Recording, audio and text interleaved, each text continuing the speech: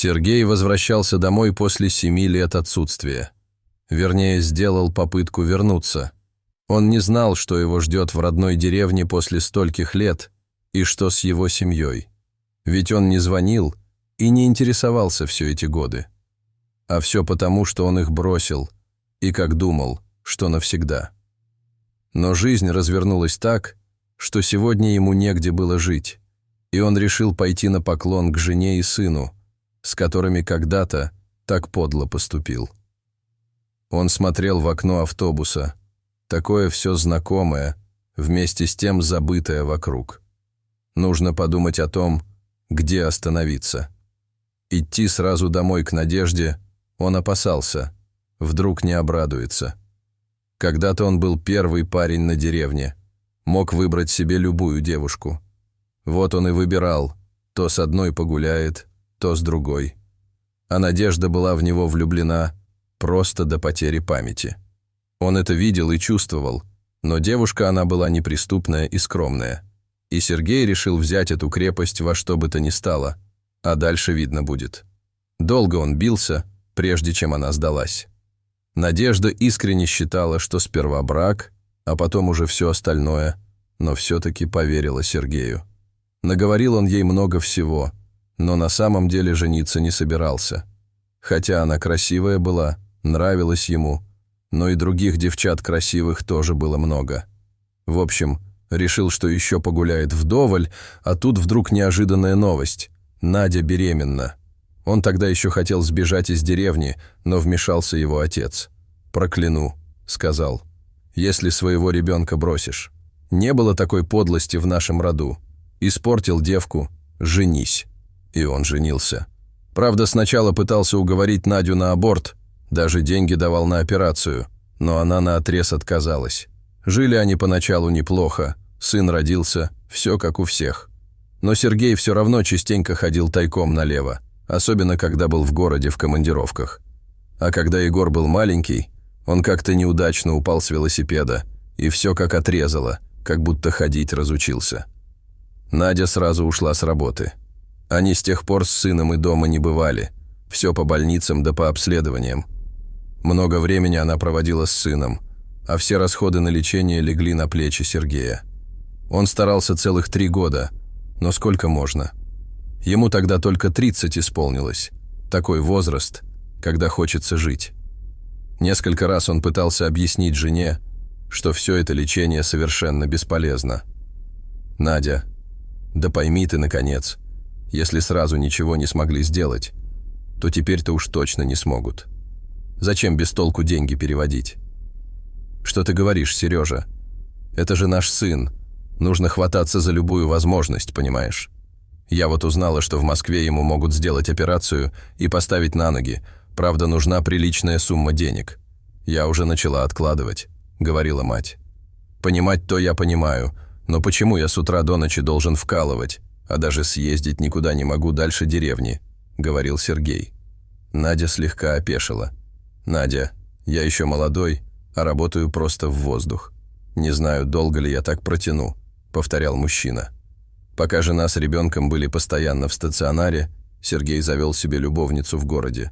В общем, он ушел из дома, еще и деньги, которые Надежда откладывала на операцию сына, все прихватил. Жена на коленях умоляла. «Только не сейчас», — просила она, но у него уже в городе было готово место без детей и семейных забот. А деньги — это компенсация за то, что он оставляет им весь дом. На пороге Сергей оглянулся и поймал на себе взгляд сына. Это был не детский взгляд, в нем читалось отвращение и ненависть. Сергею даже не по себе стало от этого взгляда. И вот через 7 лет он остался без ничего. Любовница выставила его из дома, в чем был. Ему некуда было идти, и он решил, что его примут обратно в семью. Сергей вышел из автобуса и потихоньку пошел знакомой дорогой. Да вот только дома его не было. На его месте красовался двухэтажный особняк с ухоженной территорией и дорогим автомобилем рядом с воротами. Сергей подошел к калитке, как вдруг огромный пес с громким лаем выскочил ему навстречу. Казалось, этот зверь сейчас целиком проглотит непрошеного гостя. Но мужчина не уходил, Хотел уточнить у новых хозяев, куда переехала его семья. Наконец дверь дома открылась, и на пороге появился молодой человек, в руках у него был пистолет. Он молча навел на Сергея прицел. «Господи, да это же Егор!» — узнал отец собственного сына. И он опять увидел тот самый взгляд. «Сынок, ты что это? Опусти пистолет, это ведь я, твой отец», — сказал Сергей. Но Егор продолжал молча целиться в него. Пес уже не бросался на непрошенного гостя, а сидел рядом с парнишкой и как будто закрывал его собой от любой беды. Сергей еще раз обратился к нему. «Опусти пистолет, надо поговорить. Я ж не чужой человек». «Ты не чужой? Ты хуже всех чужих», — ответил Егор отцу. «Уходи. Ты украл деньги, которые были отложены на операцию. Ты оставил нас в таком положении, что и врагу не пожелаешь. Ты не платил ни копейки матери. Уходи и никогда не приближайся к нашему дому, а то сейчас собаку на тебя спущу». Сергей заметно струхнул, стал пятиться назад и в этот самый момент столкнулся с Надеждой. Она сразу узнала его, но прошла как мимо пустого места. Сергей попытался с ней заговорить, но она даже не обернулась на его голос. «Не надо, сынок. Зачем портить себе жизнь из-за такого человека? У тебя все впереди», — сказала мать и мягко забрала из рук сына пистолет, заманила в дом собаку и закрыла дверь изнутри. Сергей еще немного постоял у калитки, а потом пошел к своему дружку Витьке. «А что ты сразу ко мне не пришел, а попёрся к Наде?» — удивлялся друг. «Думал, она одна? Ведь так любила, в ногах ползала, чтобы не бросал, ботинки целовала». Сергей был не просто удивлен, он был поражен. Откуда у них такое состояние? Новый дом, машина. «Сволочь же ты, Серега!» — упрекнул его друг. «А то, что сын твой своими ногами ходит, этого ты даже не заметил?» «Я больше на пистолет смотрел», — оправдывался Сергей. «Так откуда все это?» «А все через собаку ту самую. Видел, во дворе лохматая бегает. Тут один бизнесмен купил в нашей деревне дом. Так вот, а с ним собака эта. И стали они с ней на охоту в лес ходить.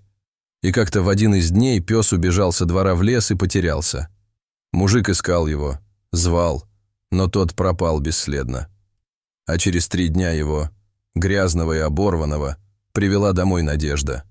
Она за грибами пошла и услышала, как лает пес, на помощь зовет.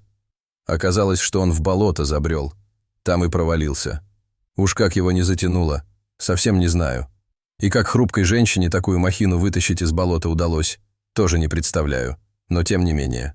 Вернула она хозяину его любимца живым. Ну, тот вроде поблагодарил, даже вознаграждение какое-то дал. А дальше интереснее события развивались. Пес так прикипел к своей спасительнице, что каждое утро оказывался на ее крыльце.